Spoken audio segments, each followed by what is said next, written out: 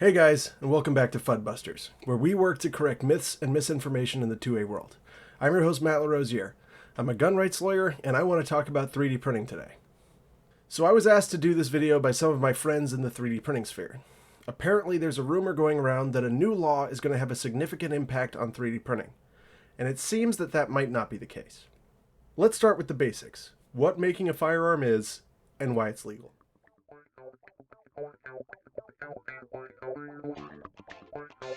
While the host of Fuddbusters is a lawyer, he is not your lawyer. If you pay him, maybe, either way you slice it, the video that you are about to watch is not to be construed as legal advice. Alright, so you want a blaster, and you're a crafty one, so you're gonna make it. I love it. If this were a free country, you wouldn't even be thinking about whether it were legal or not to make a gun, because obviously there would be nothing to worry about. After all, you aren't hurting anyone. Well, you know this as well as I do. That's just not the case. We've got a host of BS to deal with, but save for the worst of states, generally when you make your own firearm for your own use, you are good to go as long as it isn't an NFA firearm. I hate you, NFA. Alright, so we know what we're going to make. We know we're making it just for ourselves, because if we were making it for sale, the government would be angry that we weren't feeding it taxes, and that it's not a machine gun, not too short, but also not too long when it is short. So now, absent state law issues, we know we're good to go to make our blaster, at least as far as gun laws are concerned.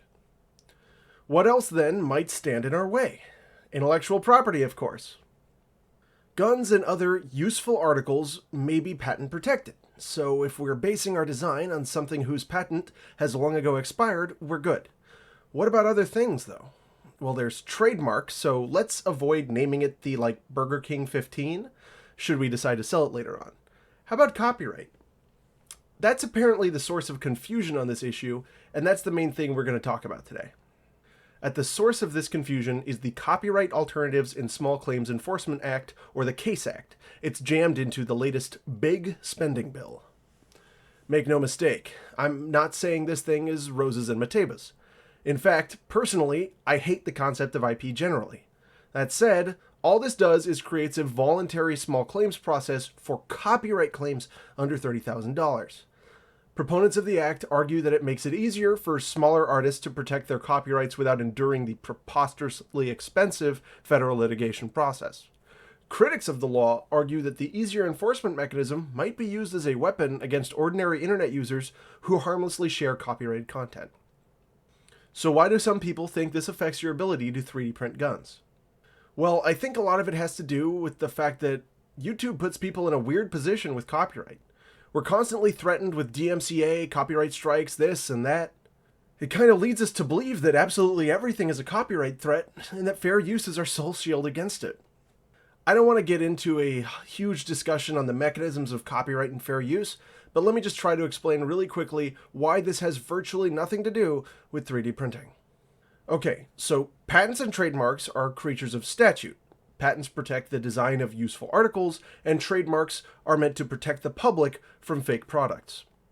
Copyrights, on the other hand, existed from common law. It gives the owner the exclusive right to make copies of a creative work, those being literary, artistic, educational, or musical works. It is intended to protect a particular expression of an idea, but not the idea itself. For example, you see lots of dime store novels that follow pretty similar concepts, like a vampire romance or something like that. I think you get what I'm saying here. Nobody owns the copyright to the idea of a vampire novel, just a particular vampire novel as expressed. There's a lot of ways copyright holders try to torture this, but firearms and other tools are what we call useful articles. We can see from the Copyright Office that copyright does not protect the mechanical or utilitarian aspects of such works of craftsmanship. It may protect graphic or sculptural art that can be identified separately from an object's useful purpose, for example, scroll work or engraving on a firearm, but not the design of the arm itself. So if you're scared that an arms maker could send hordes of enforcers out in search of anyone who's 3D printed anything shaped vaguely like one of their products, you don't really have to worry about that. For one, and most importantly, only the owner of an expressive work can enforce his rights in copyright. Second, and connected to this, is that most 3D printable firearm designs are either committed to the public domain by their authors or released under some form of Creative Commons license, where individuals are free to distribute the design for non-commercial purposes. And no, it is not on you to prove this, it is on the copyright owner to prove you have violated their copyright. So let's say you're using one of the fine arms distributed by the heroes at Deterrence Dispensed. Remember, only arguably the design file and any related artistic elements are protectable under copyright. So, pray tell, who the heck is going to bring any kind of enforcement action against you? The guys who committed their IP to the public for free? No, the file is what might be protectable, and the file in the 3D printing context is most commonly freely distributed. This has nothing to do with that. I also just want to take a second to talk about how incredible that is. There are hundreds of useful designs out there that you can print for yourself without having to worry about anyone's IP. I really believe the guys who release these files are severely underappreciated heroes of our movement. They deserve our respect and support. I've had the pleasure of meeting a great many of these guys over the course of my career, and man, do I feel humbled by them. Just think about it. These guys operate under pseudonyms due to a credible threat that politicians will try to ruin their lives, spending hundreds of hours designing new arms just to release online for free. They do this not for $1, but because they so love freedom and we the people. That is one of several reasons you've little to worry about here. Of course, this doesn't mean everything is clear. If you get your hands on a blueprint or something that you weren't supposed to, and you copy it for distribution, that might be a different story, but you're probably in more hot water than copyright small claims court at that point. Who might actually cause problems? Well, patent holders. But that has nothing to do with the Case Act. You see, the triggers for patent liability are to make, use, or sell an infringing product. So if a printable design has a patent-protected component and you make it, yeah, you might be on the hook.